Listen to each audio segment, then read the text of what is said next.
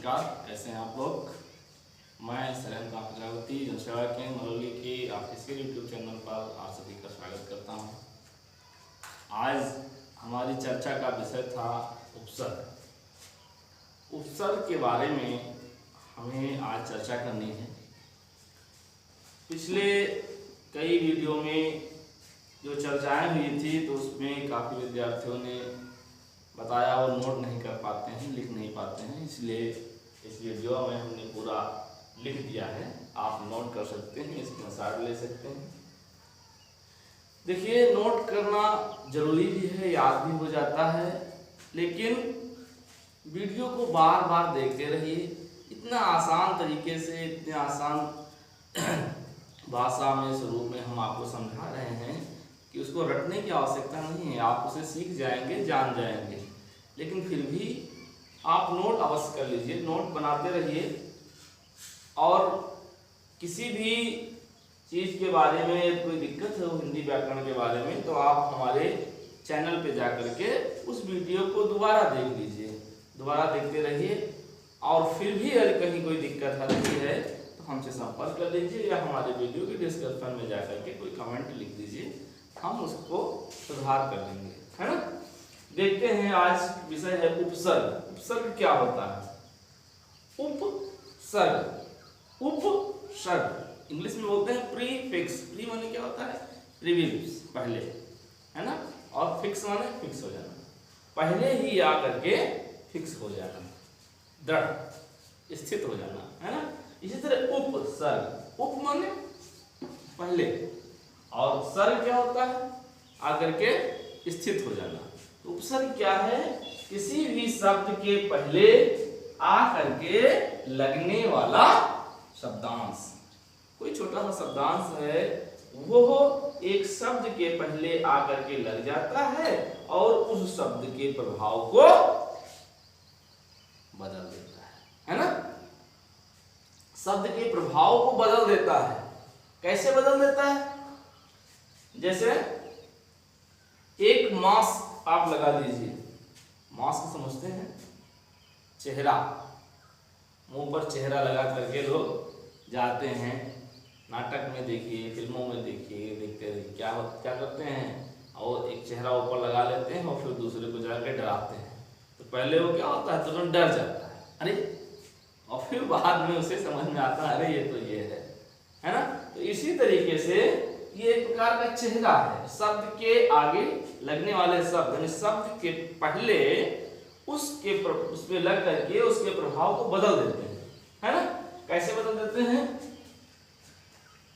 जैसे परिभाषा इसकी देख लेते हैं। जो शब्दांश मूल शब्द से पहले जुड़कर शब्द के अर्थ में परिवर्तन कर नए शब्दों की रचना करते हैं, उन्हें उपसर्ग कहते हैं। अर्थात किसी भी शब्द से पहले जो शब्दांश जुड़ जाते हैं, वो उस शब्द के जो स्वरूप है उसको बदल देते हैं, नए शब्द की रचना करते हैं, और उस नए शब्द का स्वरूप, नए शब्द का अर्थ पहले शब्द से भिन्न हो जाता है, भिन्नात्मक हो जाता है, बदल जाता है ना। तो कितने प्रकार के उपसर्ग होते हैं? उपसर्ग हिंदी भाषा में 4 प्रकार के प्रयोग किए जाते हैं। कौन कौन से हैं? संस्कृत से आए हुए उपसर्ग, कुछ सब संस्कृत के होते हैं, उनके द्वारा भी उपसर्ग हिंदी भाषा में प्रयोग होते हैं। और हिंदी भाषा के उपसर्ग भी हिंदी में प्रयोग होते हैं, उर्दू भाषा के उपसर्ग भी हिंदी में प्रयोग होते हैं, और इन दोनों से मिले जुले कुछ शब्द अंग्रेजी भाषा से भी आ जाते हैं, कुछ फारसी भाषा से भी आ जाते हैं। अर्थात भिन्न भिन्न भाषाओं से जब लोग एक स्थान पे वो भाषाएं बोली जाने लगी, उनमें कुछ अपभ्रंश हुआ, कुछ विच्छेद हुआ, और वो समानता बोलचाल के भाषा में आ गए, तो वो उपसर्ग जो है वो हमारे शब्दों में जुड़ते चले गए और नए शब्द का निर्माण हो गया। मूलतः संस्कृत भाषा और हिंदी भाषा दो का अधिकांश प्रयोग आपको मिलेगा, फिर उर्दू भाषा, ये 3 भाषाओं का प्रयोग ज्यादातर आपको देखने को मिल जाएगा, है ना। तो एक ही शब्द में कई प्रकार के उपसर्गों को हम जोड़ सकते हैं, कई प्रकार के शब्दांश को जोड़ सकते हैं। है ना। जैसे मान लीजिए आपके पास एक शब्द है गुण, गुण शब्द है। अब गुण शब्द में आपने क्या किया, निर उपसर्ग लगा दिया। जब निर आपने लगा दिया तो क्या बन गया, निर्गुण, है ना। अब उसी गुण शब्द में आपने औ उपसर्ग लगा दिया तो क्या बन गया, अवगुण। और उसी गुण शब्द में आपने सा उपसर्ग लगा दिया तो क्या बन गया, सगुण। और उसी में आपने दुर उपकरण लगा दिया या दुर उपसर्ग लगा दिया तो क्या बन गया, दुर्गुण बन गया। तो शब्द हमारा एक था गुण, और उपसर्ग कितने लगा दिए हमने, 4 लगा दिए। दुर्गुण बन गया, सगुण बन गया, अवगुण बन गया, है ना। तो इस तरह से निर्गुण बन गया। तो इस तरह से एक शब्द में कई प्रकार के उपसर्ग हम लगा सकते हैं, और जैसे जो जो उपसर्ग लगेगा उस प्रत्येक उपसर्ग से जो नया शब्द बनेगा उसका अर्थ, उसकी रचना अलग अलग होगी, है ना, एक नहीं होगी। तो देखते हैं सबसे पहले हम संस्कृत भाषा के उपसर्ग। संस्कृत भाषा के उपसर्ग कौन कौन से हैं, देखिए जैसे अति, अति उपसर्ग संस्कृत भाषा से आ गया। अति का अर्थ क्या होता है, अति, अधिक, है ना, अधिक या ऊपर। शब्द क्या बन जाएगा, अतिकाल, अतिशय, है ना। जैसे संस्कृत भाषा का उपसर्ग और है अधि, अधि माने क्या होता है, ऊपर, ऊपर या श्रेष्ठ। क्या शब्द बन जाएगा, अधिकरण, अधिकार। उपसर्ग है अनु, अनु माने क्या होता है, पीछे या समान। हम शब्द बनाएंगे उपसर्ग लगा करके क्या बन जाएगा, अनुचर, अनुज, है ना। अगला उपसर्ग देखते हैं अप माने क्या होता है, बुरा। शब्द क्या बन जाएगा, अपकीर्ति, अपमान। हमें ये हमेशा ध्यान रखना है कि मूल शब्द क्या है। मूल शब्द यदि हम ध्यान रखेंगे तब हमारा उपसर्ग कहीं भी गलत नहीं होगा। मूल शब्द में ही हम उपसर्ग को लगाते हैं। औ से क्या होता है, नीचे, अवसान, अवगुण, है ना, अवगत हो सकता है। आ उपसर्ग में आ का अर्थ क्या होता है, तक या ओर। आ उपसर्ग यदि हम शब्द में लगाएंगे तो क्या बन जाएगा, जैसे आकर्षण, आकार, इस तरह से। उत माने ऊपर, ऊपर। उत उपसर्ग लगाएंगे तो उत्कर्ष, उत्तम। परि उपसर्ग लगाएंगे तो परिक्रमा, परिणाम। इसी तरह से सम उपसर्ग में सम माने क्या होता है, अच्छा, संकल्प या संगम। इस तरह से विभिन्न उपसर्ग लगा करके हम भिन्न भिन्न प्रकार के शब्दों को बना सकते हैं, इन शब्दों की रचना हो सकती है। आइए देखते हैं हिंदी भाषा के उपसर्ग। हिंदी भाषा के उपसर्ग क्या होते हैं, जो अधिकतर जो शब्दांश किसमें होते हैं, तद्भव रूप में होते हैं, उनमें हम हिंदी भाषा के उपसर्ग का प्रयोग करते हैं। यह हिंदी भाषा के उपसर्ग का प्रयोग उसमें होता है जो शब्द तद्भव रूप में होते हैं। संस्कृत भाषा कौन से रूप में होते हैं, तत्सम रूप में होते हैं, है ना। तो जैसे आ उपसर्ग आ गया हिंदी भाषा में लगाने के लिए, तो आ उपसर्ग का अर्थ होता है अभाव या निषेध। शब्द बनाएंगे क्या बन जाएगा, अचेत, अनमोल, है ना। आध उपसर्ग आ गया, आध माने आधा। आधा में क्या उपसर्ग लगाएंगे, शब्द क्या बनेगा, अधपका, अधमरा, अधम, है ना। इस तरह से उ उपसर्ग लगाएंगे तो उ माने क्या होता है, बाहर या अलग। उपसर्ग लगा के शब्द क्या बनेगा, उचार या उचक्का। उन उपसर्ग का प्रयोग बहुत होता है। उन माने एक कम। हिंदी भाषा आप लोगों ने पढ़ा होगा, गणित जो लिखते हैं हिंदी में क्या लिखते हैं, 49, 19, 29, है ना। क्या होता है, 19 था 20 से कम, 49 50 से कम। तो उन प्रत्यय, उनका अर्थ होता है एक कम, है ना। इस तरह से औ उपसर्ग जब लगाएंगे तो क्या होगा, हीन, हीन अवगुण, गुण से हीन, है ना, अवघट। इस तरह से दु उपसर्ग लगाएंगे तो क्या होगा, दु माने बुरा या हीन, क्या हो जाए, दुबला, दुर्जन, दुर्बल, इस तरह से, है ना। नी उपसर्ग लगाएंगे तो क्या होगा, नी माने अभाव या निषेध, निकम्मा, निडर, है ना। उपसर्ग लगाएंगे तो क्या होगा, बुरा, कुरूप, कुसंग। सु उपसर्ग लगाएंगे तो क्या होगा, सु माने अच्छा, सुरूप, सुजान, है ना। लेकिन कुसु से एक चीज याद आई, ये मत याद कर लेना कि जहां कु होता है वहां बुरा ही होता है और जहां सु होता है वहां अच्छा ही होता है ना। कैसे आप लोगों को एक कहानी बताते हैं। एक बार क्या हुआ, एक मित्र थे, वो शादी में गए थे, अपनी शादी, उनकी शादी थी और वो शादी में गाड़ी पर बैठ करके गए थे। जब गांव पहुंच गए तो उन्होंने भी ऐसे ही पढ़ा था, हमारा वीडियो शायद देखा हो, कु माने बुरा, कुरूप कुसंग और सु माने अच्छा, सुरूप या सुजान।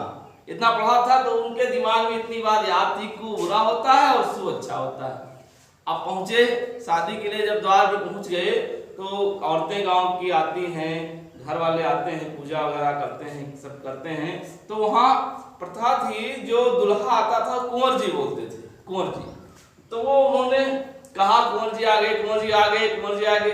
अब उन्होंने तो पढ़ रखा था कु माने बुरा होता है। अब वो नाराज होने लगे कि भाई अरे ये क्या, हमको आप शब्द कह रहे हैं, गाली दे रहे हैं, कु कह रहे हैं, है ना। तो उन्होंने कहा नहीं ये मत कहो, नहीं तो शादी नहीं करेंगे, हम चले जाएंगे। तो उन्होंने कहा भैया शादी कर लो, क्या कहना है बताओ, जो बताओ हम वो कहते हैं। तो उन्होंने कहा कु हटा दो, कुंवर जी की जगह पर सुअर जी कहने लो।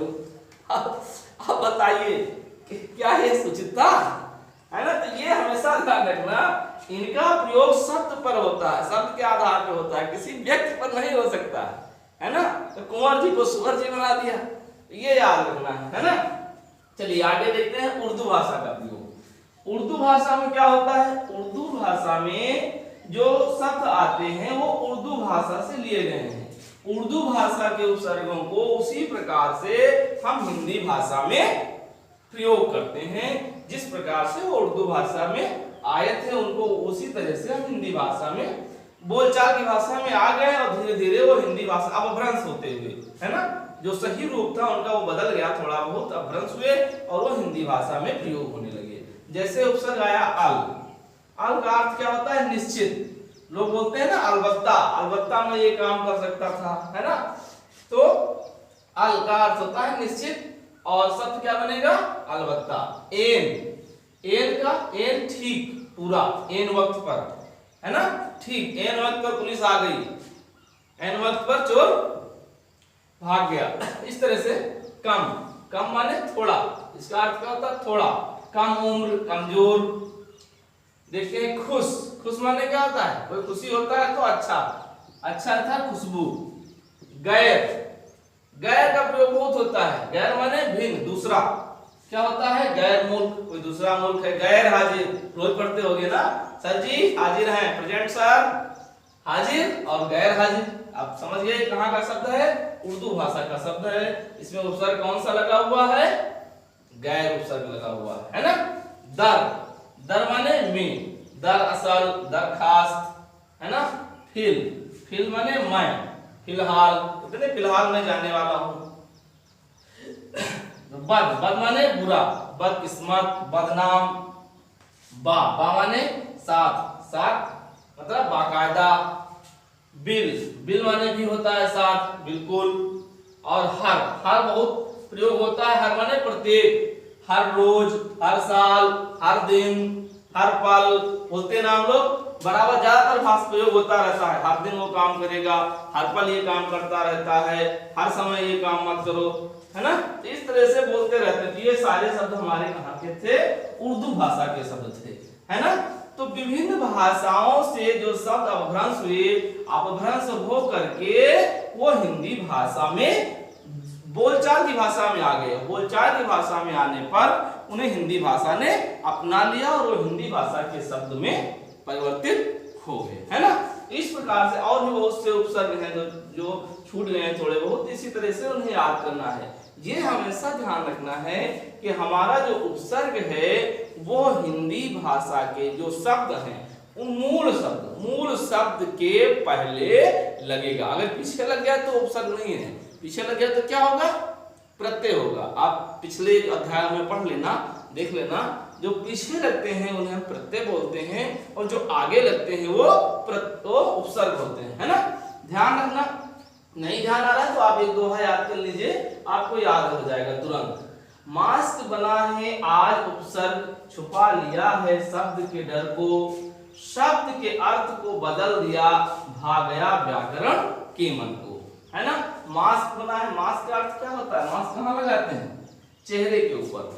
अपने आप को छुपाने के लिए मास्क लगा लिया, फिर दूसरे का चेहरा लगा लिया और बदल गए, है ना। तो इसी तरह से उस शब्द के ऊपर एकदम उपसर्ग लगा देते हैं तो उस शब्द का भाव, उस शब्द का अर्थ जो है वो बदल जाता है। तो मास्क बना है आज उपसर्ग, उपसर्ग क्या है? उस व्यक्ति, उस शब्द के ऊपर लगने वाला मास्क की तरह है, और छुपा लिया है शब्द के डर को, शब्द को छुपा दिया। जब उसके ऊपर लग गया तो उसने उस शब्द को छुपा दिया और शब्द के अर्थ को बदल दिया। क्या किया? उसके अर्थ को ही उसने बदल दिया और भा गया व्याकरण के मन को। उसकी ये कला व्याकरण में अच्छे प्रकार से प्रयोग की जाती है ना। यदि आप इसको याद रखेंगे तो आप उपसर्ग और प्रत्यय में कभी भूलेंगे नहीं। उपसर्ग क्या होता है, प्रत्यय क्या होता है ना। इसको याद कर लीजिए।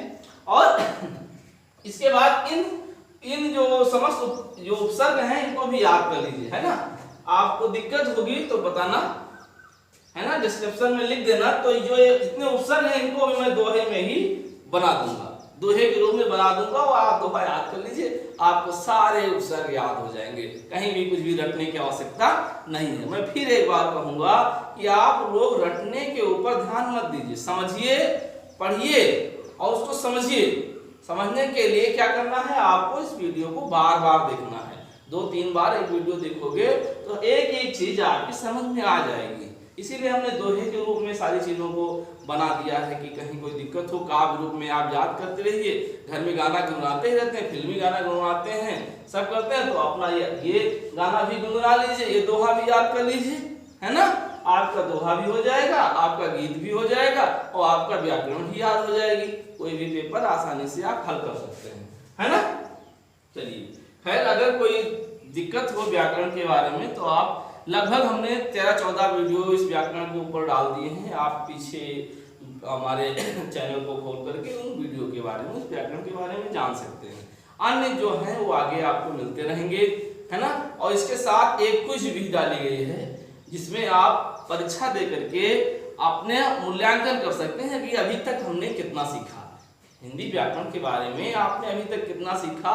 उसकी कुछ क्विज बुक जो है इस डिस्क्रिप्शन में आपको पेपर मिल जाएगा, पेपर का लिंक। आप उस पेपर को दे करके और अपना मूल्यांकन कर सकते हैं। पेपर के लास्ट में वेज स्कोर आएगा, आप उस वेज स्कोर को ओपन करेंगे, आपने कितने प्रश्न सही किए हैं, कौन कौन सा प्रश्न आपका गलत था, कौन सा प्रश्न आपका सही है, और कुल नंबर में आपने कितने नंबर अर्जित किए हैं, कितने अंक अर्जित किए हैं, ये सारी डिटेल आपको तुरंत ही मिल जाएगी। कहीं बाद में आने इधर उधर देखने की कोई आवश्यकता नहीं है। आप पेपर देंगे, पेपर सबमिट करेंगे और सबमिट करने के तुरंत बाद ही आपको आपकी पूरी डिटेल मिल जाएगी। जो प्रश्न आपका गलत होगा उसमें लिख करके आ जाएगा कि ये प्रश्न आपका गलत है और इसका सही उत्तर ये होता है। आप उसको कहीं नोट कर लीजिए और सही उत्तर को याद कर लीजिए ताकि परीक्षा में अच्छे से अच्छे अंक ला सके। हमारा प्रयास रहता है कि जितने भी हमारे विद्यार्थी हैं वो हिंदी भाषा में कम से कम 100 में 100 तो नहीं 99 तो पा ही जाए, है ना। ठीक है, अच्छी तरह से याद करिए। धन्यवाद।